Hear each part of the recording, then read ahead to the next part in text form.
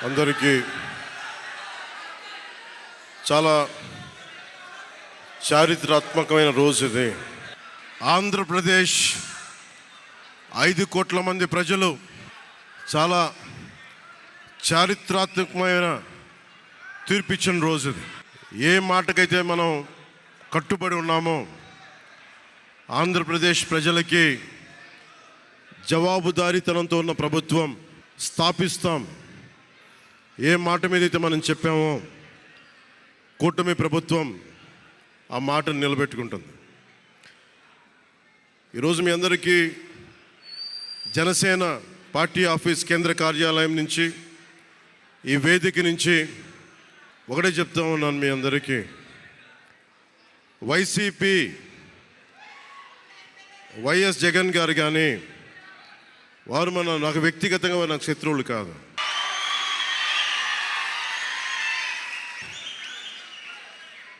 ఓడిపోయారు కదా అని చెప్పి వారిని ఇబ్బంది పెట్టడానికో హింసించడానికో ఈ విజయం కాదు.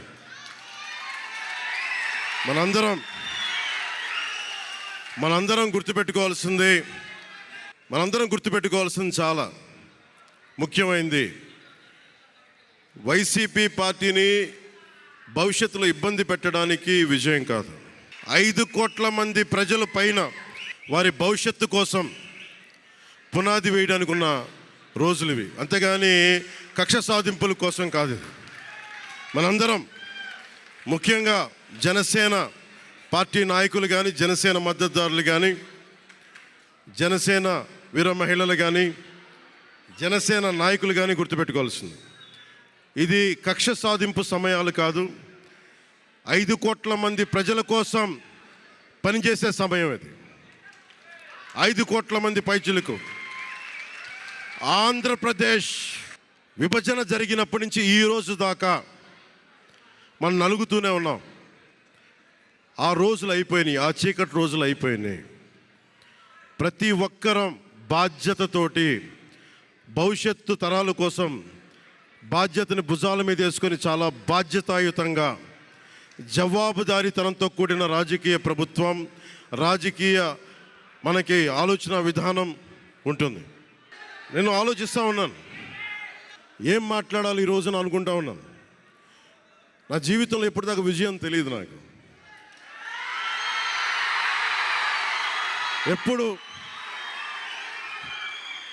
ఎప్పుడు ఒకే ఒకసారి సినిమాల్లో ఉన్నప్పుడు తొలి ప్రేమ అనే విజయం చూసాం.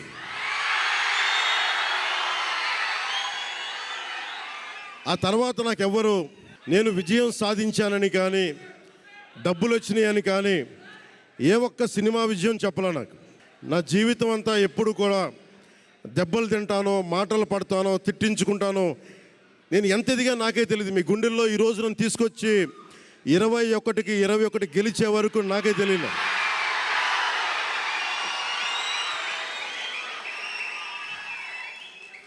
భారతదేశంలో 100కి 100% కొట్టామంటే జనసేన.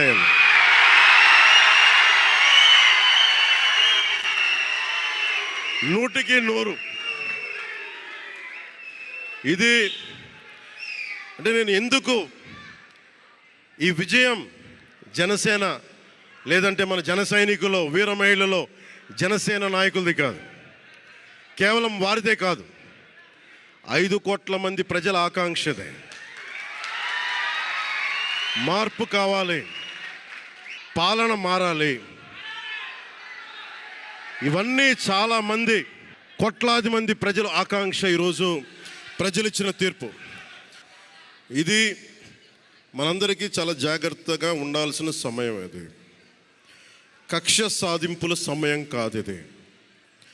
ఆంధ్రప్రదేశ్ భవిష్యత్తుకి పునాది, బలమైన పునాది వేసే సమయం ఇది.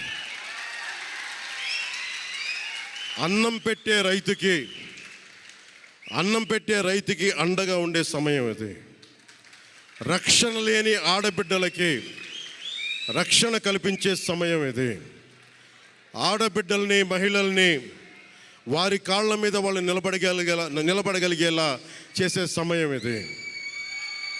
నేను ఈరోజు ప్రభుత్వ ఉద్యోగులు కూడా మాటిస్తున్నాను, కాంట్రిబ్యూటరీ పెన్షన్ స్కీమ్ నేను చెప్పాను, నేను బాధ్యత తీసుకున్నాను. ఏరు దాటాక తెప్ప తగలేసే రకం కాదు నేను. కాంట్రిబ్యూటరీ పెన్షన్ స్కీమ్ దానికి సరి సమానంగా అది కానీ మీకు న్యాయం వచ్చేలాగా సంవత్సరంలోపు తీసుకొస్తాను అని మాట ఇచ్చాం, తీసుకొచ్చి తీరుతాం. ఆ మాట మీకు ఇస్తున్నాం. మెగా డిఎస్సి నోటిఫికేషన్ విడుదల చేయించే బాధ్యత మనం తీసుకుందాం. యువత విలవిల్లాడిపోతూ ఉన్నారు, యువత నలిగిపోతూ ఉన్నారు. మీ చదువులకి తగ్గ ఉద్యోగాలు కానీ, మీ స్కిల్స్ని పెంపొందించి మీకు ఉద్యోగాలు కానీ, నేను మీకు చెప్తున్నాను, నాకు చాలా పెద్ద బాధ్యత ఇచ్చారు ప్రజలు. ఈ రోజున మామూలు బాధ్యత ఇవ్వాల. గెలిచింది, పోటీ చేసింది 21, 2 పార్లమెంట్లు గెలిచింది 100%. కానీ బాధ్యత ఎంత ఉందంటే 175 సీట్లు మనమే గెలిస్తే ఎంత బాధ్యత ఉందో అంత బాధ్యతతో మేము పనిచేస్తాం. యువత నలిగిపోయి నేను మర్చిపోలేదు. ఆడబిడ్డలు ఇబ్బంది పడిపోయారు, మేము మర్చిపోలే. సగటు మధ్యతరగతి మనుషులు నలిగిపోయారు. రోడ్లు వెయ్యలా, గుంతలు వేశారు, అరాచకం చేశారు. అవన్నీ శాంతి భద్రతలు చాలా చాలా బలంగా ఉంటాయి, మీకు నేను మాటిస్తున్నాను. అతి తక్కువ వ్యవస్థల్లో రాజకీయ ప్రమేయం చాలా తక్కువ ఉండేలాగా, అధికారుల్ని వారి పని చేసుకునేలాగా ఈ ప్రభుత్వం ఉంటుంది, కూటమి ప్రభుత్వం ఉంటుంది. రైతుకి కష్టం వస్తే హక్కును చేర్చుకునే ప్రభుత్వం తప్ప తిరస్కారంగా చిన్న చూపు చేసే ప్రభుత్వం అవ్వదు మనకి ఈ కూటమి ప్రభుత్వం. నాకు రాజకీయాలు డబ్బు అవసరం లేదు. నేను మీకు మళ్ళీ చెప్తున్నాను, మీకు నేను డబ్బుల కోసం, పేరు కోసం రాజకీయాల్లోకి రాలేదు. మీలాగా నలిగిపోతారు చూసారా ప్రతి ఒక్కళ్ళు. సగటు మనిషి మాకు ఎవడు ఉండడేంటి, మా కులం లేదు, మతం లేదు, నా కష్టాన్ని ఎవరు చూడరేంటని ప్రతి ఊర్లో ఉండే ఒక సగటు మనిషి అనుకుంటాడు. ఆ మనిషి కష్టాలు నేను చూసిన వాడిని. ఆ మనిషికి భుజం కాయడానికి నేను వచ్చాను రాజకీయాల్లో. 2019లో ఓడిపోతే నా మానసిక స్థితి ఎలా ఉందో ఆ రోజున, ఈరోజు గెలిచినప్పుడు కూడా నా మానసిక స్థితి అలాగే ఉంది. అంతే ధైర్యంతో ఉన్నా. గెలుపు నాకు బాధ్యత ఇచ్చింది కానీ అహంకారం ఇవ్వలేదు, రాదు. ఇంకా భయం వేసింది. అందరూ నాకు శుభాకాంక్షలు తెలియజేస్తూ ఉంటే నాకు భయం వేసింది. ఎందుకంటే ఇల్లు అలకగానే పండగ కాదు ఇది. ఇల్లు అలకగానే పండగ కాదు, చాలా చాలా బాధ్యత కూడుకున్నది. భీమవరం, గాజువాక 2 చోట్ల ఓడిపోయినప్పుడు ఈ రోజున ఇంతమంది ఉన్నారు. ఆ రోజున నా పక్కన నన్ను నమ్ముకున్న కొద్దిమంది తప్ప. కానీ నాకు ఒకటే అనిపించింది, నేను పరాజయం చూసి భయపడను, ఓటమి చూసి భయపడను. ఓటమి నాకు బలం ఇస్తుంది, ఓటమి నాకు ఉత్సాహం ఇస్తుంది అనుకున్నాను. దేనికి అంటే నేను ఒకటే నమ్మాను. చిన్నప్పుడు తిరుపతిలో యోగా నేర్చుకుంటున్నప్పుడు ఒకటే నమ్మాను, ధర్మో రక్షితి రక్షిత అని. నువ్వు ధర్మాన్ని నమ్మితే ధర్మం రక్షిస్తుంది అని. ఎప్పుడో ఒక 30 సంవత్సరాలు ఇంకా ముందే 18-19 ఏళ్ళప్పుడు చదివితే ఈ రోజున ధర్మం కోసం నిలబడ్డాం. ధర్మం కోసం నిలబడితే ధర్మం ఈరోజు మనంటే నిలబడింది.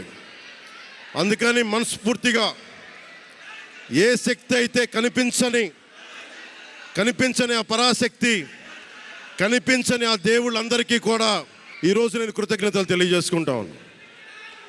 మనస్ఫూర్తిగా మీ అందరికీ పిఠాపురం ప్రజలందరికీ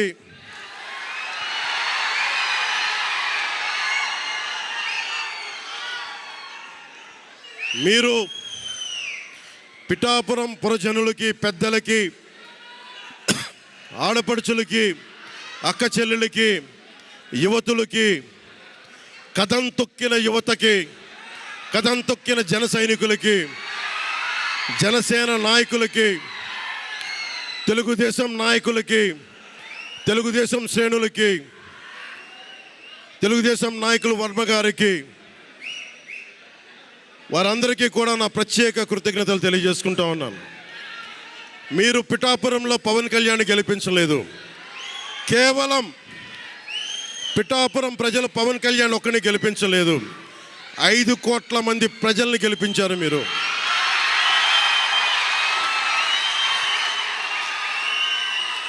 ఓడిపోతే ఇంత బలంగా నిలబడ్డవాడిని.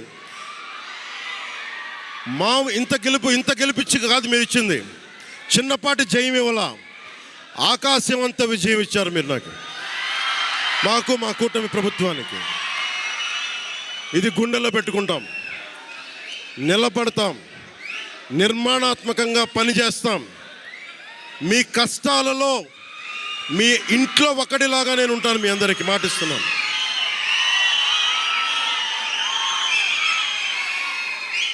మీ ఇంట్లో ఒక్కడిగా, ఒకటే గుర్తుపెట్టుకోండి, మా ఇంట్లో మా కుటుంబ సభ్యుడు.